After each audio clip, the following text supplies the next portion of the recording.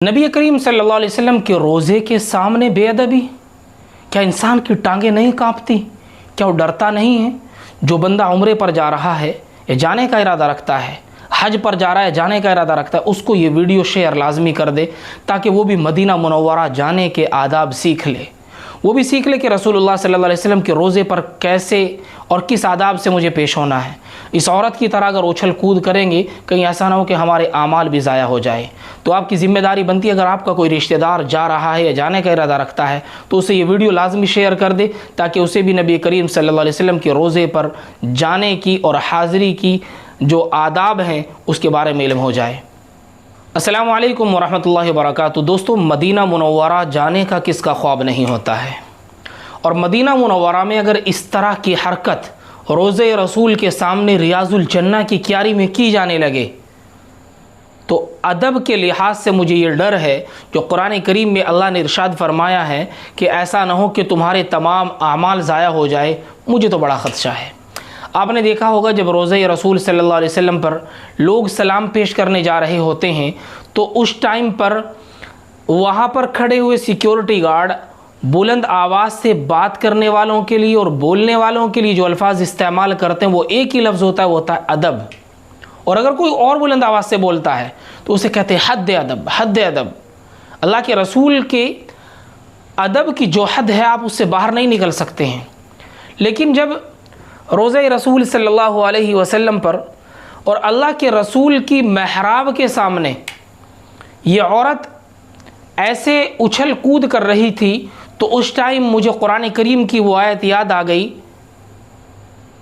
इन्नल्लज़ीना युनादूनका मिन वराइल हुजुराति अक्सरुहुम ला याक़िलून, कि जिसके बारे में ये इरशाद फरमाया गया कि जो लोग अल्लाह के रसूल सल्लल्लाहु अलैहि वसल्लम को बाहर से बुलंद आवाज़ से आवाज़ लगाते हैं और उनको ये महसूस नहीं है, वो नहीं जानते कि रसूलुल्लाह सल्लल्लाहु अलैहि वसल्लम को किस अदब से बुलाना है। कुरान करीम की जो आयत है, इन्नल्लज़ीना युनादूनका मिन वराइल हुजुराति अक्सरुहुम ला याक़िलून, जो लोग आपको हुजरे के पीछे से पुकारते हैं उनमें से तो अक्सर बिल्कुल बेअक्ल हैं।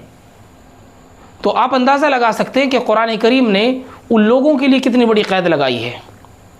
और फिर दूसरी बात कि नबी करीम सल्लल्लाहु अलैहि वसल्लम ने जिसके बारे में ये फरमाया कि रियाजुल जन्ना जन्नत की क्यारी है और जन्नत के टुकड़ों में से एक टुकड़ा अल्लाह तबारक व तआला ने ज़मीन पर भेजा है। और जब लोग मदीना मुनव्वरा पहुँचते हैं तो हर एक का ये ख्वाब होता है कि मैं भी रियाजुल जन्ना में जाऊँ। और रियाजुल जन्ना में जब ये औरत ऐसे उछल कूद कर रही थी तो आपने एक चीज़ नोट नहीं की कि यहाँ खड़ी हुई सिक्योरिटी वाली औरतें, इन्होंने इस औरत को नहीं पकड़ा। दुनिया में सबसे ज़्यादा औरतों की अदब करने वाले हमारे लाडले हबीब सल्लल्लाहु अलैहि वसल्लम के महराब के पास जब ये औरत ऐसे उछल कूद कर रही थी तो मुझे जो डर लगा वो डर ये था कहीं इसके आमाल ज़ाया ना हो जाए। कुरान करीम में अल्लाह तबारक व तआला फरमाते हैं, या अय्युहल्लज़ीना आमनू ला तरफ़अू अस्वातकुम फ़ौक़ सौतिन नबी वला तजहरू लहू बिलक़ौलि कजहरि बाज़िकुम लिबाज़िन अन तहबत अअमालुकुम व अंतुम ला तशऊरून। कुरान करीम में अल्लाह तबारक व तआला ने साफ साफ ऐलान कर दिया, ए ईमान वालो, अपनी आवाज़ें नबी की आवाज़ से ऊपर ना करो और ना ही उनसे ऊंची आवाज़ से बात करो जैसे आपस में एक दूसरे से करते हो, कहीं ऐसा ना हो कि तुम्हारे आमाल इकारत जाएं और तुम्हें ख़बर भी ना हो।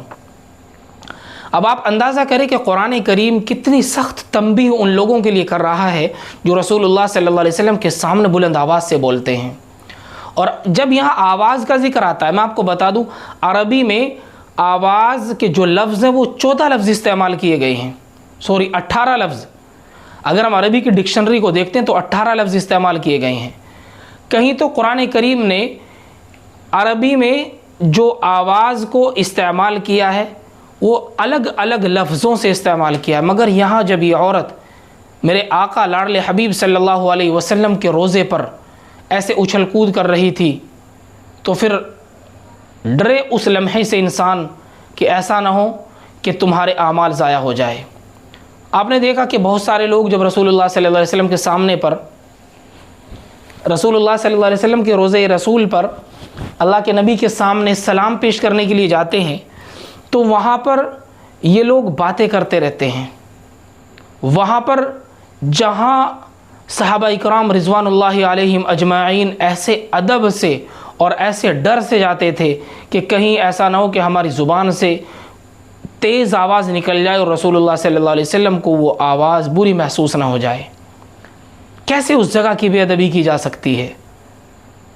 तो अगर आप में से कोई बंदा उम्रे पर जाने का इरादा रखता है या जाने की तैयारी कर रहा है तो आप उसको ये वीडियो ज़रूर भेज दे कि रसूलुल्लाह सल्लल्लाहु अलैहि वसल्लम के रोज़े पर जब जाओ तो अदब का बड़ा ख्याल रखना है। इस औरत की तरह ऐसे उछल कूद और बुलंद आवाज़ से, शोर शराबे से या फिर वहाँ पर बात करना बिल्कुल नाज़ेबा हरकत है। ये वो हरकत है जो हमारे आमाल बेकार यानी ख़त्म कर सकती है और हमें इल्म भी ना हो। अन तहबत अअमालुकुम व अंतुम ला तशऊरून, हमारे आमाल कब बेकारत हो जाए, कब बेकार चले जाए, हमें पता भी ना चले। तो बचना है इन चीज़ों से, हमें डरना पड़ेगा इन चीज़ों से कि रसूलुल्लाह सल्लल्लाहु अलैहि वसल्लम के रोज़े के सामने हम जा रहे हैं, अल्लाह के रसूल हमारे सामने हैं और हम सलाम पेश कर रहे हैं, हमारी आवाज़ बुलंद हो जाए, हम अदब भूल जाएं। अल्लाह माफ़ करे। ऐसे लोग जो अल्लाह के नबी के सामने भी अदब का ख्याल नहीं रखते हैं, वो कल क़यामत को अल्लाह के नबी के सामने कैसे पेश होंगे, मेरी समझ में नहीं आता है। आपको वीडियो अच्छा लगे अपने दोस्तों को ज़रूर शेयर कर दें और जिन लोगों ने अभी तक हमारा चैनल सब्सक्राइब नहीं किया वो सब्सक्राइब ज़रूर कर लें।